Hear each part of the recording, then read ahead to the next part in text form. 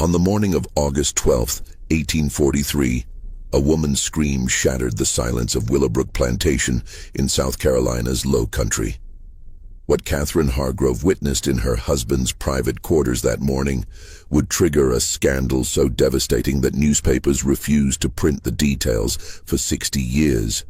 Within 3 days, over 300 citizens gathered in Beaufort's town square to witness a punishment so brutal that witnesses carried the memory to their graves. The county sealed all documents until 1923, and when historians finally opened them, they discovered the truth was far darker than any rumor. This was not just about betrayal. It was about the complete destruction of a man's soul, orchestrated by the one person who knew exactly how to weaponize an entire community's rage. Before we continue with the story of Willowbrook Plantation and the scandal that destroyed the Hargrove family, I need you to do something. If this story is already giving you chills, subscribe right now. We uncover the darkest true stories from America's past, the ones deliberately hidden from history. Tell me in the comments what state you are listening from. Are you close to where this nightmare unfolded? Hit subscribe, because what comes next is much worse. Now let me take you back to 1843, to a world where reputation meant everything, and losing it meant losing your existence. Beaufort, South Carolina, in the early 1840s, was built on contradictions. Spanish moss hung from ancient oaks like funeral shrouds, beautiful and suffocating. The air smelled of salt marsh and magnolia blossoms, sweetness that could not mask the underlying decay. This was where fortunes rose from fields worked by enslaved hands, where white-columned mansions competed for the most impressive display of wealth and power. The Hargrove family occupied the highest tier of this society. Edmund Hargrove, 35 years old in 1843, had inherited Willowbrook Plantation from his father 7 years earlier. 3,000 acres of prime land, a Greek Revival mansion completed in 1838, crystal chandeliers from France, heart pine floors so perfectly joined the seams were invisible. Edmund was exactly what a South Carolina gentleman should be, tall, dark-haired, broad-shouldered from years of riding. He dressed impeccably, spoke with the measured cadence of old money, served on the town council, held position as church deacon. He was known as a fair master, which in that time meant he did not whip his slaves as often as his neighbors. But Edmund Hargrove had a secret that would destroy everything. Catherine Hargrove, born Catherine Pemberton, had married Edmund in 1837. She came from Charleston wealth that rivaled the Hargroves. The marriage had been arranged, as most were, a union designed to strengthen both families. She was beautiful in the way Southern society demanded. Pale skin protected from sun, dark hair perfectly arranged, waist corseted to fashionable narrowness.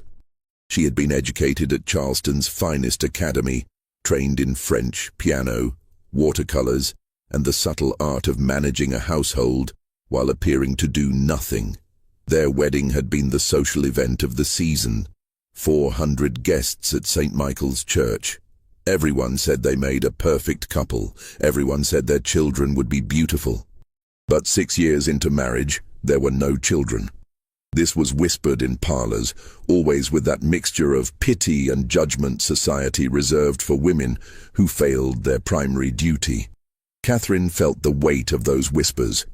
She saw Edmund's mother's thinly veiled disappointment. She knew her value diminished with each passing year. What Catherine did not fully understand was why there were no children, why Edmund came to her bed so rarely, why he seemed distant, his mind elsewhere even when his body was present. The truth lived in the quarters behind the main house. The truth had names: Marcus, Samuel, and Daniel. Marcus was 24, son of the plantation's head cook, light-skinned with features that hinted at mixed ancestry no one spoke of openly. He had worked in the main house since 15, first as footman, then as Edmund's personal valet. He was intelligent, able to anticipate needs before they were spoken, moving through the house like a shadow. Samuel was 26, working the stables. Darker than Marcus, muscular from physical labor, with hands equally skilled at managing horses and repairing leather. He had quiet dignity, an inner strength slavery could not quite break. Edmund had noticed him 3 years earlier, begun finding reasons to visit the stables more frequently. Daniel was 21, a house carpenter skilled at detailed woodwork the plantation required. He was slight, almost delicate, with long fingers and an artist's eye. He rarely spoke, his voice soft and careful when he did. He had learned early that invisibility meant survival. Edmund had been careful, so very careful. He met them separately, never together, always late at night in the East Wing where Catherine never ventured. That section was supposedly being renovated, closed off, unused. Edmund had created a sanctuary there, a room with its own entrance from the gardens, simple but comfortable furnishings, a large bed, heavy curtains, a lock, oil lamps casting soft, forgiving light. For 3 years this arrangement continued.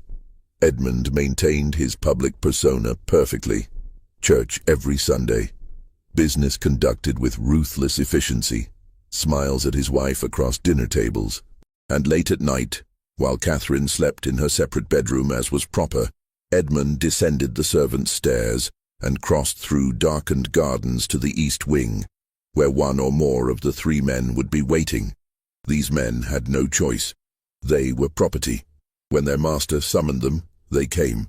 Whether they felt desire, fear, resignation, or complicated mixtures of all 3, their feelings were irrelevant. Survival meant compliance. Refusal meant punishment, sale, separation from family. So they came, when called, kept silent, told themselves they were at least safe from field work that broke other men's bodies, at least had slightly better food, slightly better clothing, small privileges Edmund granted in exchange for their silence and their bodies. But secrets, no matter how carefully guarded, reveal themselves eventually. In a house where dozens of enslaved people moved through shadows, where wives lay awake listening to creaking floorboards, where jealousies and resentments simmered beneath every interaction, a secret this big could only stay hidden so long. Catherine had noticed things, small things at first. Edmund always locking the East Wing door. Him seeming energized certain mornings, almost cheerful, after weeks of distant moodiness. Marcus moving through the house with particular tension, eyes never quite meeting hers. Samuel always in the garden late at night when he should be in the quarters. Daniel sometimes with bruises on his neck, marks that looked like they might be from fingers, from lips. She had noticed and pushed these observations away because the alternative was unthinkable. No southern gentleman would do such things. Impossible, unnatural, against God and nature and every law of civilized society. But Catherine was not a fool. She had been raised in a world where women learned to observe, to read subtle signs men thought they were hiding. 6 years as wife to an increasingly distant husband, enduring pitying looks and whispered conversations, feeling her worth diminish with each childless year. And slowly, like water seeping through foundation cracks, truth had begun penetrating her carefully maintained denial. On the night of August 11th, 1843, Catherine made a decision. She would know the truth. Whatever it was, however terrible, she would see it with her own eyes. Catherine waited until the house was dark and still. She heard Edmund's footsteps in the hallway, heard him descend the servants' stairs. She gave him 10 minutes, enough time to reach the East Wing, to settle in, to believe himself safe. Then she rose from her bed, wrapped a dark shawl around her white nightgown, and followed. The garden was illuminated only by quarter moon and faint glow from slave quarters.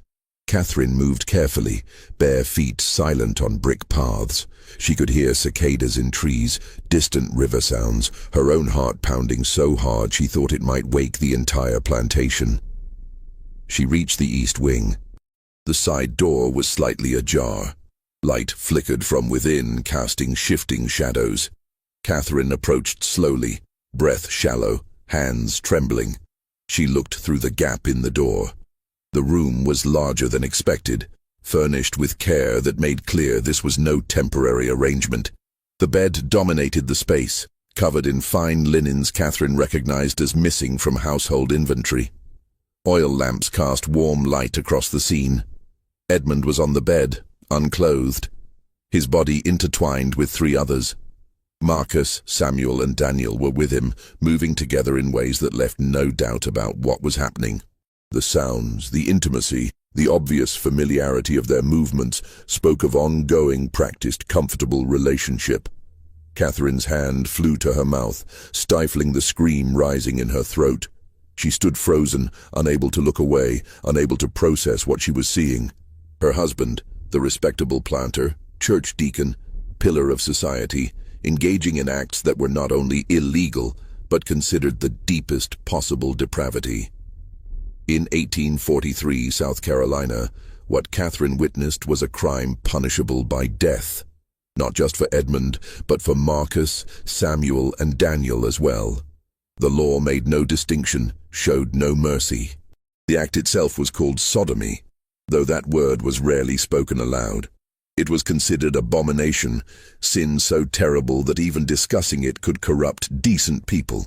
Catherine watched perhaps 30 seconds, though it felt like eternity. She watched Edmund kiss Marcus with tenderness she had never experienced in their marriage. She watched Samuel's hands move across Edmund's back with obvious familiarity. She watched Daniel whisper something that made Edmund laugh, genuine, unguarded laugh she had not heard in years. In that moment, watching her husband show more authentic emotion and desire with three enslaved men than he had ever shown with her, Catherine felt something cold and hard crystallize in her chest. Not just betrayal, though that was present. Not just humiliation, though she felt that too. What she felt was rage, pure, focused, calculating rage. She had given this man 6 years of her life, endured whispers and judgment, diminished herself trying to be the perfect wife.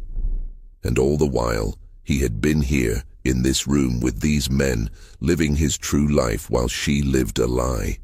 Catherine backed away from the door, mind already racing. She returned to the house, climbed stairs to her room, sat at her writing desk. Her hands were steady now, breathing calm. She lit a candle and pulled out paper. She began to write 3 letters. One to Edmund's mother, one to Sheriff Charles Dunmore, one to Edmund himself. In each, she described what she had witnessed, sparing no necessary detail to convey the full horror. She sealed all 3 letters, then walked to Edmund's door and slid his letter underneath. She returned to her room and lay in bed, fully dressed, waiting for sunrise. Edmund found the letter at dawn. He picked it up, broke the seal, read. Color drained from his face. Hands began shaking. He read 3 times, as if repetition might change the words. Catherine had seen him. She knew everything. And she had already written to the sheriff and his mother. Edmund's first instinct was panic. Run. Saddle a horse. Ride north. Disappear. But where would he go? He was a plantation owner whose entire identity was tied to this land. He had no skills beyond managing enslaved labor and maintaining social position. Without Willowbrook, without the Hargrove name, he was nothing. His second instinct was denial. Perhaps he could convince Catherine she misunderstood. But even as these thoughts formed, he knew they were desperate and foolish. Catherine had described details proving beyond doubt she had witnessed exactly what she claimed. His third instinct was rage. How dare she threaten him? But that rage died quickly, because Edmund knew the truth. He had betrayed her, lived a lie, and in the rigid moral universe of antebellum South, what he had done was unforgivable. He walked to Catherine's bedroom and knocked. No answer. He tried the handle. Locked. He knocked again, harder. Catherine, we must talk, please. Her voice came from behind the door, calm and cold. There is nothing to discuss, Edmund. The letters have been sent. Sheriff Dunmore will arrive within the hour. Your mother shortly after. I suggest you use whatever time remains to make peace with God, since you will have no peace in this world. Edmund pressed his forehead against the door. Please, Catherine, I can explain. Explain how you have spent 3 years defiling yourself and your slaves. Explain how you have made mockery of our marriage and our name. There is no explanation that matters, Edmund. You are a sodomite. That is what you are. That is all you are. And everyone will know it by sunset. Sheriff Dunmore arrived at 7:30 with 2 deputies. Catherine met them at the door, still in nightclothes with wrapper thrown over. She invited them inside, offered coffee, explained the situation with calm, measured tone of woman reporting a property dispute. The sheriff was large, 60 years old, gray beard, eyes that had seen every variety of human wickedness. He had known Edmund since Edmund was a boy, attended the wedding, been guest at Christmas parties.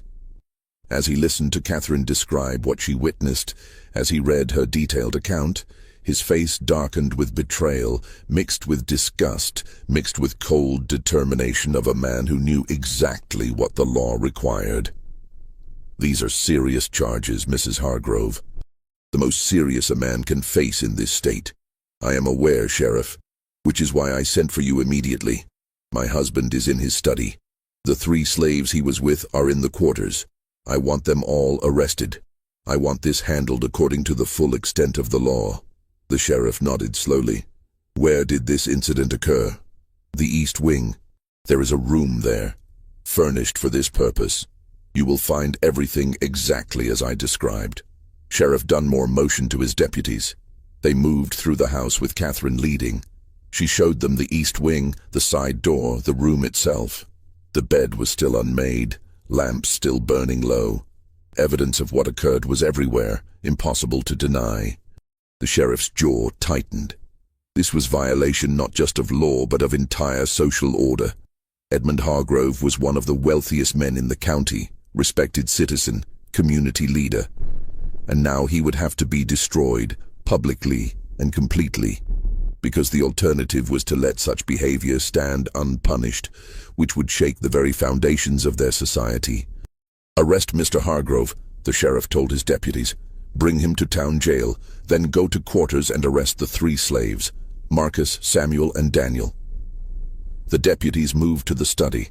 Edmund did not resist. He stood when they entered, set down his glass, held out wrists for shackles. His face was blank, empty of expression. He looked at Catherine once as they led him past her in the hallway. She met his gaze without flinching. I hope you understand what you have done, Edmund said quietly. This will destroy you as much as it destroys me. Catherine smiled, a cold, terrible smile. I know exactly what I have done. I have revealed you for what you are. I will survive this, Edmund. I will return to Charleston, to my family. I will be the wronged wife, the innocent victim of your depravity. But you will be nothing. Just a name people whisper about, a cautionary tale, a warning about consequences of unnatural vice. Edmund said nothing more. Deputies led him outside to a waiting wagon. Within minutes, he was on his way to Beaufort Town Jail, shackled like common criminal. His fall from grace so sudden and complete, it seemed almost unreal. Marcus, Samuel, and Daniel were taken from quarters in chains. Their families watched in silent horror, understanding their loved ones were caught in something that would likely end in death. In 1843, South Carolina, slaves had no legal defense against such charges. If a white man claimed they participated in sodomy, their guilt was assumed. By noon, all 4 men were locked in separate cells. By evening, everyone in Beaufort knew. The news spread like wildfire, whispered in shops and parlors, discussed in horrified tones over dinners, debated in taverns. Edmund Hargrove, the respectable planter, was a sodomite, caught in the act with 3 male slaves. His wife had discovered him and reported him to law. The scandal was so enormous it dwarfed every other topic. Nothing else mattered except this one terrible revelation. The week between Edmund's arrest and his trial felt suspended in time, as if all Beaufort was holding its breath. The town had never experienced scandal of this magnitude. Murder they had seen, theft, adultery, drunkenness, violence, all the usual sins had passed through the courthouse. But this was different. This touched something deeper and more terrifying, a violation so profound it threatened the very order of their world. Judge Howard Middleton presided over Beaufort County's legal proceedings. 68 years old, War of 1812 veteran, known for strict law interpretation and unwavering commitment to maintaining social order. When he received documents related to Edmund's arrest, he sat in chambers for over an hour, reading and rereading charges. He had known Edmund since childhood. Signed the marriage license. Approved loans for Willowbrook expansion. Now he was being asked to preside over Edmund's destruction. The law was clear. South Carolina statutes defined sodomy as the abominable crime against nature, prescribing punishment of either death or such lesser penalty as court deemed appropriate. Though statute strongly implied death was preferred. No ambiguity, no room for interpretation. The act itself, if proven, demanded harshest consequences. But Judge Middleton faced complications. Edmund was white, wealthy, from founding family. Marcus, Samuel, and Daniel were enslaved, property, legally worth perhaps $800 each. Law theoretically applied equally, but in practice everyone knew enslaved people would be punished more severely and quickly. The question was how to handle Edmund without creating precedent that might threaten other wealthy white men with secrets they preferred hidden. On August 15th, Judge Middleton called private meeting. Present were Sheriff Dunmore, County Prosecutor Richard Fellows, 3 prominent citizens including mayor and 2 church deacons. Catherine was not invited, nor was anyone representing Edmund. "Gentlemen," the judge began, "we face situation requiring both justice and discretion. Charges against Mr. Hargrove are supported by unimpeachable evidence. His wife witnessed the crime directly. Physical evidence corroborates testimony. If this were any other man, any man of lesser standing, we would proceed directly to conviction and sentencing without hesitation. But it is not any other man." Mayor Thomas Pritchard interjected. "It is Edmund Hargrove. His family has been part of this community 3 generations. His plantation employs hundreds, directly or indirectly. If we execute him, what happens to his slaves? His property, the debts he owes and debts owed to him?" Prosecutor Fellows, thin man with wire-rimmed spectacles, shook his head firmly. "With respect, Mayor, we cannot allow wealth or status considerations to interfere with justice. If we treat Mr. Hargrove differently than we would treat poor farmer or shopkeeper, we undermine entire foundation of law. Crime is same regardless of who commits it." "Fellows is right," Sheriff Dunmore added. "I have the man in my jail, 3 slaves who participated. If we let any escape justice, what message does that send? That wealthy can do whatever they wish? That law only applies to common folk?" Reverend Samuel Cartwright spoke, voice grave with moral certainty. "This is not merely legal matter, gentlemen. It is spiritual crisis. What Mr. Hargrove has done is abomination before God. It corrupts natural order, threatens moral foundation of our society. If we show mercy, soften punishment, we suggest such behavior is somehow forgivable. We cannot do that. We must not." Judge Middleton nodded slowly. "Then let me propose a course of action. We will hold trial. Present evidence, given circumstances, conviction is certain. But I will use discretion in sentencing. Mr. Hargrove will not be executed." The room erupted in objections, several men speaking at once. Judge raised hand for silence. "Hear me out. Death would be mercy for man in his position. Quick end, closed coffin, private burial. His family could mourn and move on. No, what I propose is worse than death. Public punishment of such severity that Edmund Hargrove will wish we had hanged him. Destroy not just his body but his soul, his reputation, his very identity. Make entire community witness it, so everyone understands exactly what happens to men who commit this crime." "What form would this punishment take?" Prosecutor asked. Judge Middleton's expression was cold, calculating. "The pillory and whipping post in town square, but not for hour or 2, for 3 full days. Locked in pillory from dawn to dusk, exposed to elements, insects, jeers and curses of anyone who passes. And at noon each day, public whipping. Not enough to kill him, but enough to scar permanently. enough to ensure for rest of his life he carries marks of shame on his body. Room fell silent. Even men most insistent on harsh punishment seemed taken aback by brutality of proposal. "And the slaves?" Reverend Cartwright asked quietly.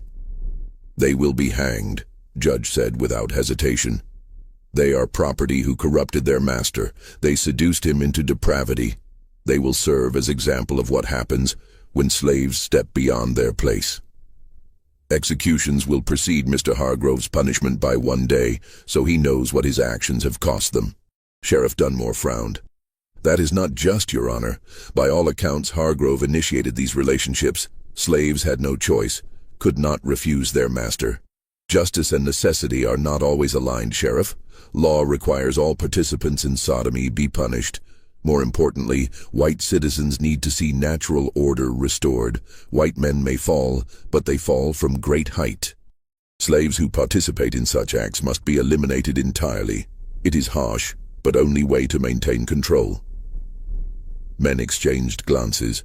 Slowly, reluctantly, they nodded agreement. Solution satisfied no one completely, but balanced competing demands of law, social hierarchy, and need to make example that would resonate far beyond Beaufort. But Judge Middleton had not factored in Catherine Hargrove. She was not present, but she had sources. One of Judge's clerks, young Benjamin Porter, courting Catherine's cousin, overheard conversation and repeated it to his fiancée, who immediately sent word to Catherine. When Catherine learned the plan, she was not satisfied. She had wanted Edmund destroyed, but had not considered Marcus, Samuel, and Daniel would be executed. Despite everything, despite her rage, she understood these 3 men had been trapped in an impossible situation. They were property, had no choice but to obey master's commands. To execute them for Edmund's depravity seemed like miscarriage of justice, even by twisted standards of slave society. But Catherine also understood something else. If Marcus, Samuel, and Daniel died before Edmund's public punishment, if they were hanged and buried before town witnessed Edmund's humiliation, then Edmund would become martyr of sorts. People would whisper he had loved his slaves, sacrificed himself for them, that there was something tragic and romantic about his fall. Catherine could not allow that narrative. She sent word to Judge Middleton requesting private meeting. He agreed, curious about what woman at Scandal Center could possibly want. They met in his chambers 2 days before trial. Catherine arrived, dressed in full mourning black, though no one had died. Deliberate choice, visual representation of death of her marriage, her hopes, her future. She sat across from Judge with perfect posture, hands folded, expression calm. "Your Honor, I have heard of your intended sentence for my husband and the 3 slaves involved in his crime." Judge raised eyebrow. "That was private discussion, Mrs. Hargrove. How did you come to know of it?" "In town this size, Your Honor, very little remains private long. But I am not here to question your authority or judgment. I am here to make request." "Speak, then." "I request punishment of all 4 men occur simultaneously, that Marcus, Samuel, and Daniel not be hanged separately, but be present during Edmund's 3 days in pillory and whipping, that they be forced to watch what becomes of the man who used them, and that Edmund be forced to watch their executions on final day, after his punishment is complete." Judge leaned back, studying her. "That is remarkably cruel, Mrs. Hargrove, even for wronged wife. My husband showed me no mercy, Your Honor, showed our marriage no respect, showed God's law no reverence. Why should I show him mercy now? Why should he be granted dignity of being punished alone, where he can imagine himself victim? Let him see what his desires have cost. Let him watch those 3 men die, knowing his actions brought them to gallows. Let entire town see complete picture of his depravity and its consequences." Judge Middleton was silent for a long moment, then nodded slowly. "Your request is granted. I will modify sentence accordingly. Trial will proceed in 3 days. Punishment will begin day after verdict. It will be exactly as you described." Catherine stood, smoothed her black skirts, offered Judge Small cold smile. "Thank you, Your Honor. Justice should be complete. Entire story should be told. Nothing should be hidden. The trial began August 18th, 1843. Courtroom packed beyond capacity. People stood in aisles, crowded doorways, pressed against windows trying to hear every word. This was not just trial. It was social event of decade, spectacle that would be discussed and debated for years. Edmund was brought in wearing shackles. He had not been allowed to change clothes since arrest. Once fine shirt stained and wrinkled, face gaunt, eyes hollow. He looked like man who had already died inside, going through motions of living because he had no other choice. Marcus, Samuel, and Daniel were brought separately, also in chains, made to stand in courtroom corner, guarded by armed deputies. Their faces showed different emotions. Marcus looked resigned, almost peaceful, as if he had accepted what was coming. Samuel's jaw was set, eyes burning with quiet rage. Daniel was trembling, tears running silently down face. Judge Middleton took his seat. Prosecutor rose and presented charges. Then Catherine was called to testify. She walked to witness stand, with head held high. Wore dark gray now, still mourning colors but slightly less severe. Placed hand on Bible, swore to tell truth. Then, in clear, steady voice, described in exact detail what she had witnessed morning of August 12th. Courtroom was utterly silent as she spoke. Men shifted uncomfortably. Women fanned themselves, whether from heat or shock, impossible to say. Every word Catherine uttered was like hammer blow, destroying Edmund's reputation, dignity, very humanity. When she finished, prosecutor asked, "Mrs. Hargrove, is there any possibility you misunderstood what you saw?" "No, sir. No possibility of misunderstanding.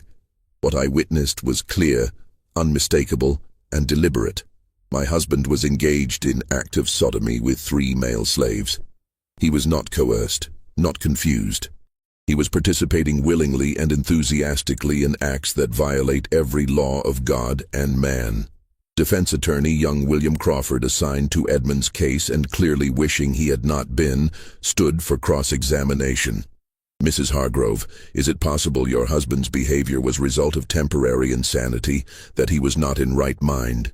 Catherine's eyes narrowed. "My husband has been engaging in this behavior for at least 3 years, Mr. Crawford. That is not temporary insanity. That is deliberate choice. That is who he is." Crawford tried few more questions, but each only made Edmund's situation worse. Finally sat down, defeated, no defense to be made, evidence overwhelming, witness unshakable. Edmund was asked if he wished to testify. He shook his head. What could he possibly say? Truth was undeniable. Marcus, Samuel, and Daniel were not allowed to testify. Slaves could not give evidence in court except in limited circumstances, and this was not one. Their guilt was assumed based on Catherine's testimony and physical evidence. They had no voice, no chance to explain or defend. Simply stood in corner, waiting for inevitable verdict. Judge Middleton addressed jury, though everyone knew their decision was predetermined. "Gentlemen of jury, you have heard testimony, seen evidence. Law is clear on this matter. Sodomy is crime of highest order, abomination that threatens moral fabric of our society. You must now determine whether accused are guilty of this crime." Jury deliberated less than 10 minutes. When they returned, foreman stood and delivered verdict. "We find defendant, Edmund Hargrove, guilty of sodomy." Murmur ran through courtroom. Some voices expressed satisfaction, others sounded shocked, even though outcome had been certain. "We find slaves Marcus, Samuel, and Daniel guilty of sodomy and of corrupting their master." This verdict delivered more quietly, almost as afterthought. 3 men's fate had never been in question. They were already dead in eyes of law. Jury simply made it official. Judge Middleton nodded. "Court accepts verdict. We will proceed to sentencing." He paused, letting tension build. Every person leaned forward, waiting to hear what punishment would be decreed. "Edmund Hargrove, you have been found guilty of abominable crime of sodomy. Law permits me to sentence you to death, and many believe that would be appropriate punishment. However, I believe death would be too merciful. You have violated not just law, but sacred trust of your position. Corrupted your slaves, abused authority, brought shame upon family and community. Edmund closed eyes, waiting for sentence to continue. Therefore, I sentence you to 3 days of public punishment. You will be locked in pillory in town square from dawn to dusk each day. At noon each day, you will receive 20 lashes with whip. You will be marked permanently, so for rest of your life, you carry evidence of your crime upon your body, and you will witness execution of 3 slaves whose lives you destroyed with your unnatural desires. Gasp went through courtroom. 3 days in pillory was brutal enough, but 60 lashes total would leave man scarred and broken. Forcing Edmund to watch executions was psychological torture many found excessive, even given severity of crime. As for Marcus, Samuel, and Daniel, Judge continued, turning to face 3 enslaved men, you are sentenced to death by hanging. Execution will take place in town square on afternoon of 3rd day of Edmund Hargrove's punishment, so he may witness consequences of corruption he brought upon you. Daniel collapsed. Deputies caught him before he hit floor, held him upright. Samuel's face remained impassive, but hands clenched into fists. Marcus looked directly at Edmund for first time since trial began, and expression on his face was not anger or fear. It was something worse. It was pity. Judge Middleton struck gavel. This court is adjourned. Sentence will be carried out beginning tomorrow at dawn. May God have mercy on all your souls. Courtroom erupted in conversation as people filed out.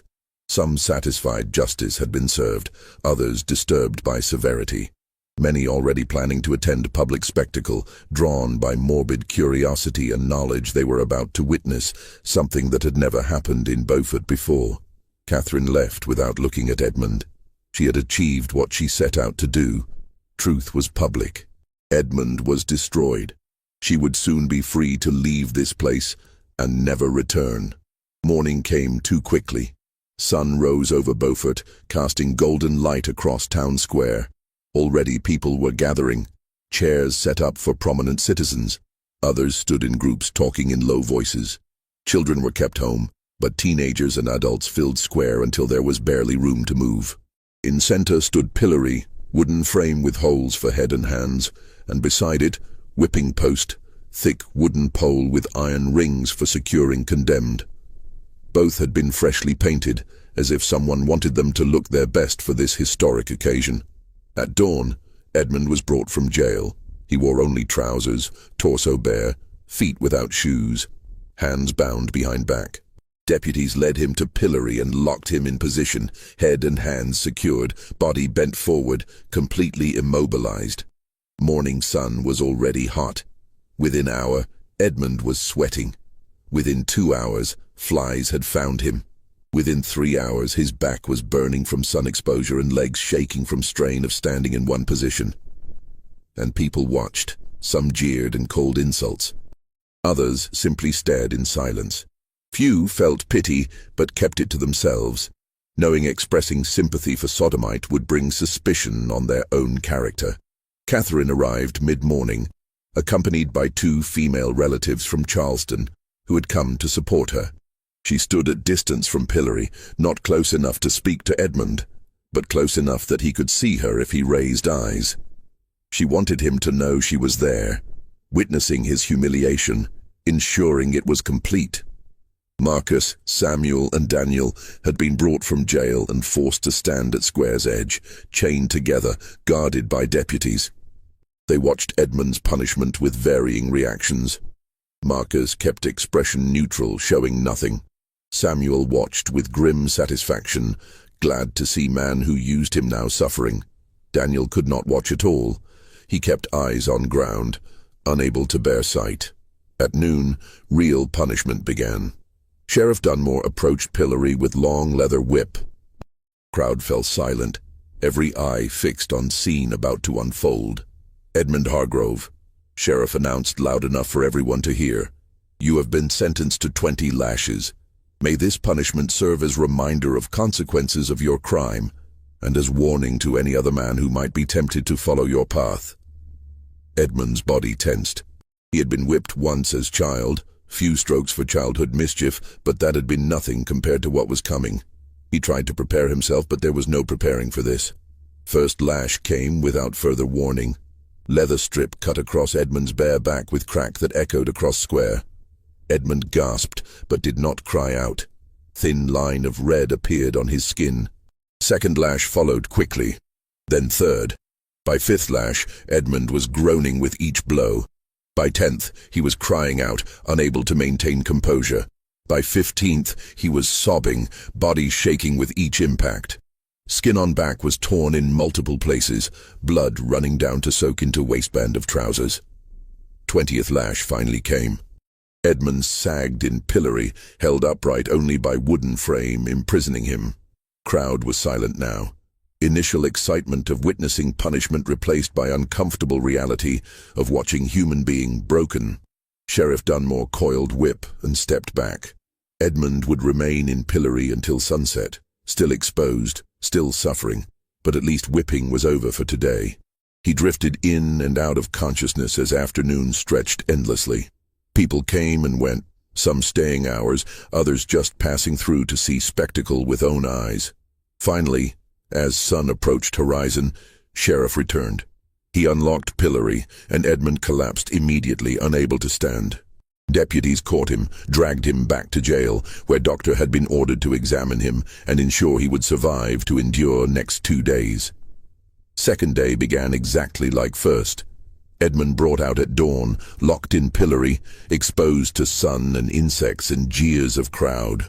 His back was massive scabbed lacerations from previous days' whipping. Every movement pulled at wounds, sending fresh waves of pain through body. Catherine returned as she had day before. She stood in her black dress, face shaded by parasol, watching without expression. People had begun whispering about her, calling her cruel, calling her vindictive. But they also understood her rage. She had been wronged in way few women could imagine. At noon, whipping began again. 20 more lashes across Edmund's already damaged back. This time he screamed from first blow. There was no dignity left, no strength to maintain composure. He screamed and begged and pleaded for mercy, but none came. Law had decreed 20 lashes, and 20 lashes he received. When it was over, Edmund's back looked like raw meat. Doctor would later comment he had never seen man whipped so severely survive. But Edmund did survive, though there were moments when he wished he had not. Third day arrived. Edmund was brought to pillory for final time. His body was barely recognizable. Back covered in blood-soaked bandages, face swollen from sun exposure and insect bites.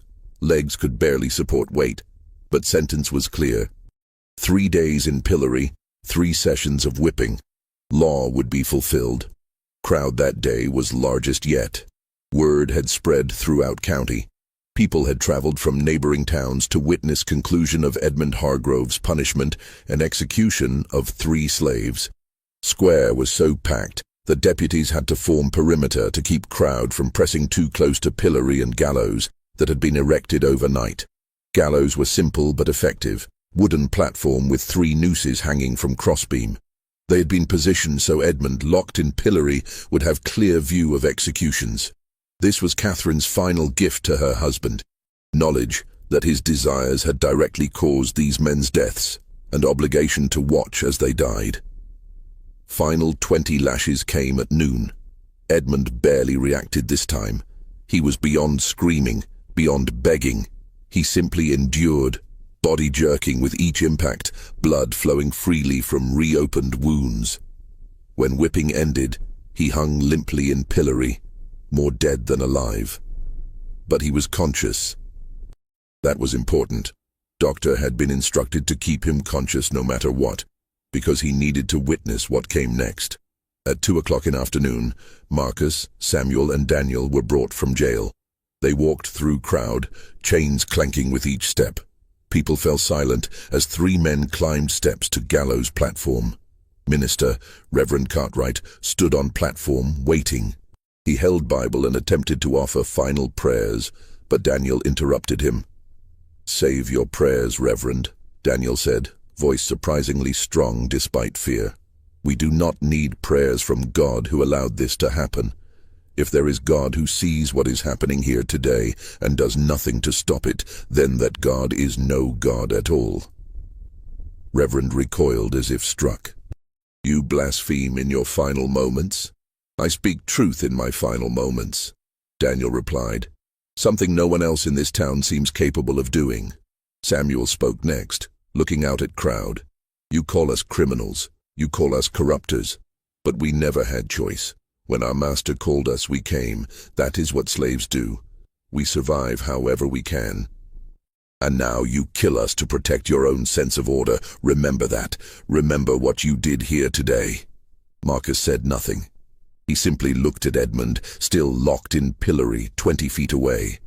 Their eyes met for a brief moment, and something passed between them, some final acknowledgement of strange and terrible relationship they had shared. Executioner, man named John Kelly, who served as county's designated hangman, placed nooses around each man's neck. He adjusted them carefully, ensuring they would work as intended, then stepped back and waited for signal from Judge Middleton, who stood at base of gallows. Judge looked at pocket watch. At exactly 2:15 he nodded. Executioner pulled lever. Trapdoors beneath Marcus, Samuel and Daniel opened simultaneously. 3 men dropped, ropes went taut, and necks broke with audible cracks that carried across silent square. They died quickly at least. That was only mercy afforded them. Bodies swung gently in afternoon breeze, 3 men who had been property in life and remained property even in death. Edmund watched it all. He watched Marcus die. He watched Samuel die. He watched Daniel die. And something inside him broke that no amount of physical punishment could have broken.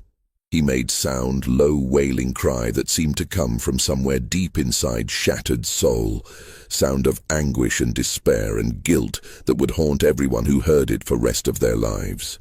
Bodies were left hanging for hours, as was customary, to ensure death was complete and serve as final warning. Then they were cut down and loaded into wagon. They would be buried in unmarked graves on edge of town, in section reserved for criminals and slaves who died without family to claim them. Edmund was finally released from pillory at sunset. He collapsed immediately, had to be carried back to jail. Doctor examined him and declared he would survive, though recovery would be long and painful. Judge Middleton came to Edmund's cell that evening. He looked down at broken man lying on cot, barely conscious, covered in bandages, spirit as damaged as body. "Mr. Hargrove, you have served your sentence. You are free to go. But understand this. You are no longer welcome in Beaufort, no longer welcome anywhere in South Carolina. If you remain here, if you attempt to reclaim your property or position, you will find society has closed its doors permanently. My advice is to leave. Go west, go north, go anywhere but here, and pray no one where you land ever learns your name or history." Edmund said nothing. There was nothing to say. His life as he had known it was over. Everything he had been, everything he had worked for was gone. He was ghost now, living reminder of what happened to men who violated unwritten rules of Southern society. 3 days later, after enough recovery that he could stand and walk with assistance, Edmund left Beaufort. He took nothing but clothes on back, and small amount of money court had allowed him to keep from sale of possessions. Willowbrook Plantation was sold at auction to pay debts. Enslaved people, including Marcus's wife Rachel, were sold separately to various buyers throughout region. House was purchased by family from Charleston, who renamed it and tried to erase all connection to Hargrove name. Edmund disappeared into vastness of America. Some said he went to Texas. Others claimed he died within year, unable to survive without privilege and protection he had always known. Few whispered he went to California during Gold Rush, lost himself among thousands of other men running from their pasts. But no one knew for certain. Edmund Hargrove simply ceased to exist, as thoroughly as if he had been executed alongside Marcus, Samuel, and Daniel. Catherine returned to Charleston as she had planned. She resumed maiden name, Pemberton, and told everyone her husband had died. In sense, this was true. Man she had married no longer existed. Her family welcomed her back, sympathetic to ordeal, understanding she had been innocent victim of monstrous deception. She never remarried. She lived quietly, managing inheritance, attending church, maintaining appearance of respectable widow. But people who knew her said something had changed in her eyes, something hard and cold that had not been there before. She had destroyed her husband completely, and in doing so, perhaps destroyed something in herself as well. Years passed. Scandal of Willowbrook Plantation faded from immediate memory, though it remained cautionary tale whispered to young men about consequences of unnatural vice. County documents remained sealed, as Judge Middleton had ordered, protecting reputations of families involved.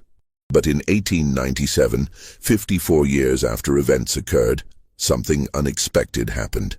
Young historian named Thomas Bradford, researching antebellum South Carolina for his doctoral thesis, applied for access to sealed county records. After considerable debate, Judge granted permission, reasoning that enough time had passed, that everyone directly involved was long dead, that history deserved truth. Bradford spent 3 months reading through documents, trial transcripts, Catherine's testimony, letters between judge and various officials, eyewitness accounts of punishment and executions, medical reports on Edmund's condition, financial records of plantation sale. Everything had been meticulously preserved. Bradford was shocked by what he discovered, not just by events themselves, though those were disturbing enough, but by what documents revealed about antebellum society. Rigid moral codes enforced through spectacular public violence. Laws that made no distinction between willing participants and enslaved people who had no choice.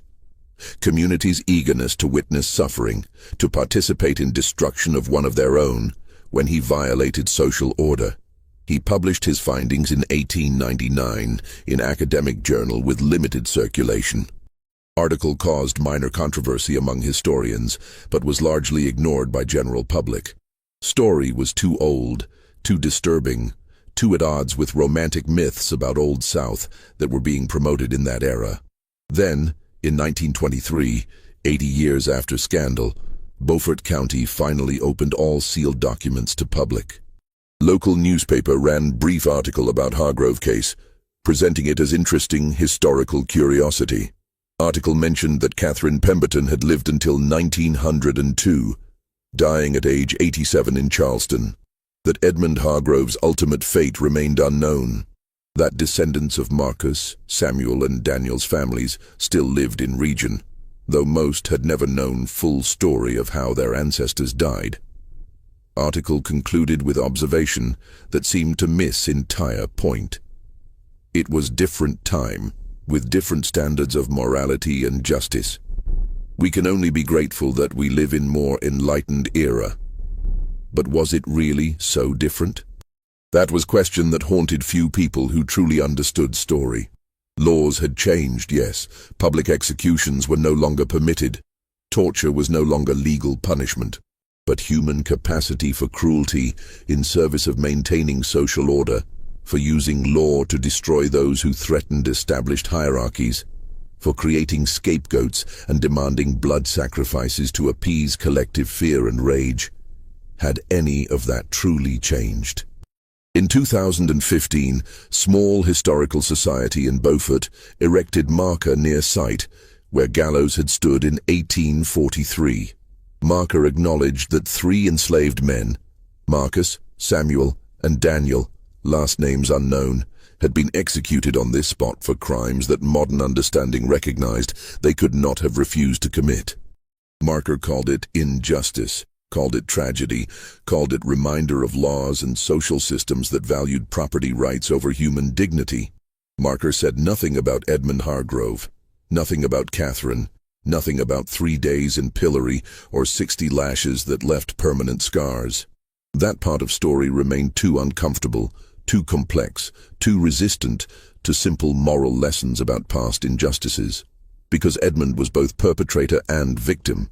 He had used his power to coerce enslaved men into sexual relationships, making him abuser regardless of his own desires. But he had also been destroyed by society that gave him no way to exist as who he truly was, forcing him to hide, to lie, to create secret room where he could be authentic for few stolen hours. Catherine was both victim and perpetrator. She had been genuinely wronged, trapped in loveless marriage, subjected to years of humiliation and judgment. But she had also orchestrated punishment of extraordinary cruelty, ensuring not just Edmund's physical destruction, but his psychological and spiritual annihilation. Marcus, Samuel, and Daniel were purest victims in story, men who had no choices, no power, no voice, who were used and then executed to maintain social order they had no role in creating. Their deaths were legal murder, sanctioned by courts and witnessed by hundreds who convinced themselves they were upholding justice and morality. And crowd, 347 citizens who gathered in Beaufort Town Square over 3 August days in 1843, who watched man being tortured and 3 men being hanged, who brought their families to witness, who jeered and threw things and called it righteousness. What were they? Were they monsters? Or were they ordinary people who had been taught that maintaining social order required spectacular violence, that some lives were worth less than others, that public suffering served higher purpose? These questions have no easy answers. History rarely does. What happened at Willowbrook Plantation and in Beaufort Town Square was not aberration.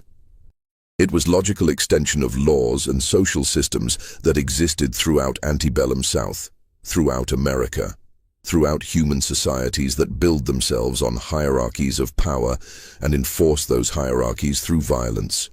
Story remains disturbing not because it is so different from our world, but because it reveals uncomfortable truths about human nature, about how quickly compassion disappears when we are told that cruelty serves justice, about how easily we convince ourselves that destroying others protects our own safety and virtue. Edmund Hargrove, Catherine Pemberton, Marcus, Samuel, Daniel, Judge Middleton, Sheriff Dunmore, Reverend Cartwright, and 347 witnesses are all dead now. Their world is gone. But echoes of what they did, choices they made, violence they perpetrated or witnessed or endured, those echoes remain. Listen carefully and you can still hear them. What do you think of this story? Do you believe everything was revealed? Or are there still secrets buried in Beaufort's past? Leave your comment below. If you enjoyed this dark tale from American history and want more stories like this, subscribe to Liturgy of Fear, hit that notification bell, and share with someone who loves historical mysteries. See you in the next video, where we will uncover another forgotten nightmare from America's past.